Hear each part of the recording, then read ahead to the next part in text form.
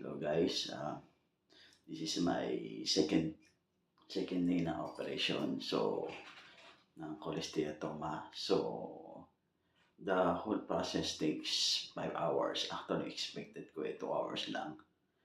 Pero talagang nilinis ng maayos ng doktor yung cholesteatoma ko. So, ayan, meron siyang bandage.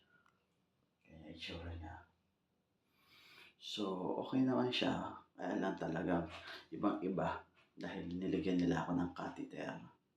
Tapos, kagabi, maganda naman ang tulog ko.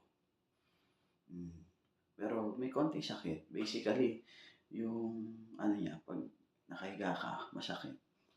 Pero yung balance ko tsaka panlasa, medyo okay naman siya. Yan lang, medyo magayong pang ako, ganyan. Ayan. Pero sure naman ng doktor, magsasubside naman daw yan.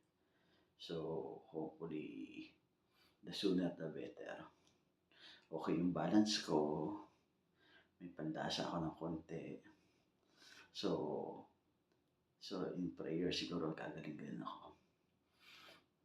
Sabi ng doktor sa akin na magiging okay lang sa yung operasyon na tanggal daw nila, nalinis nila yung cholesteatoma. Kaya lang talaga sobrang dami daw talaga ng dugo.